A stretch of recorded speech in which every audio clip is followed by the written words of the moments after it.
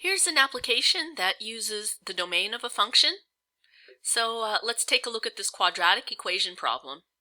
We've got a flare is launched from 224 feet, and its height's described by this equation, where h of t is equal to negative 16t squared plus 80t plus 224.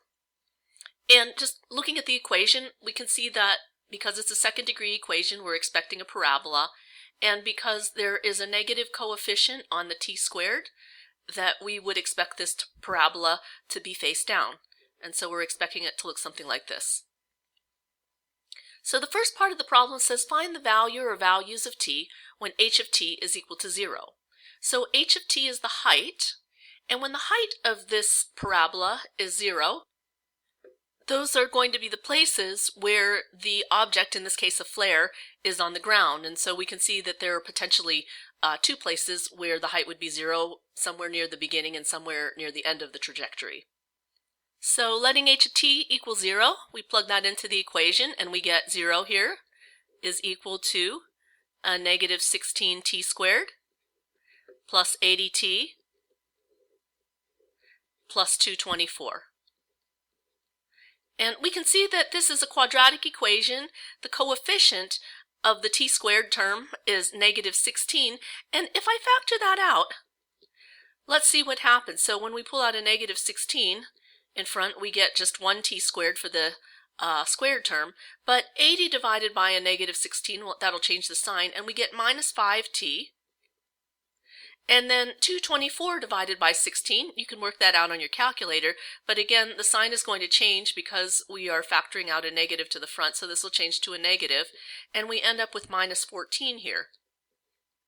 And we can see now that this trinomial is very easily factorable, so we keep our negative 16 here, and we end up with two binomials, and our t terms go to the front, but we're looking for a difference in the middle of factors, and the factors are going to be 7 and 2, and the 7 will be the negative 1, so we'll have a negative 7 and a positive 2, and those two factors give us a product of negative 14, but they give us a sum of a negative 5.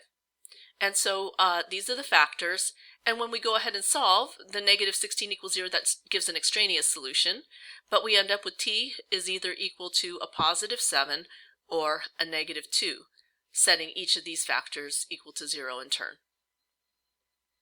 If you imagine what's happening here with this trajectory, I'm going to draw a slightly larger parabola. What's happening is the flare is launched from 224 feet, which means that it's actually starting off at a non-zero height. And so this, again, beginning height is 224, and this flare will go up and it'll come down and hit the ground at positive 7, in this case seconds. But if we sort of imagined the projection of this parabola backwards, if this were launched not from a height of 224 feet, but from the ground at negative 2 seconds, then it would begin on the ground at time 0. It would reach a height of 224, and then 7 seconds later, it would come back and hit the ground. From a purely physical point of view, we really should eliminate this solution, t is equal to negative 2, because time is represented only in positive values. But again, that negative value, we can imagine what would have happened had we actually launched it 2 seconds earlier from the ground rather than from a starting height of 224 feet. Next, the problem tells us to find the domain.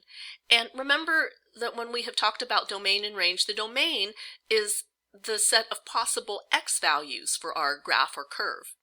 In this case, the x-axis is represented by time, and so when we look at the time values which are allowed, negative 2 is not really a practical value for time, so we have to start at 0. And this flare is in the air. It's actually rising or falling, starting at 0 seconds, and continuing on until 7 seconds when it hits the ground. And then this equation is no longer applicable because the height doesn't keep on decreasing and going down, down, down as we go past 7 seconds. The flare sits on the ground and it stops there.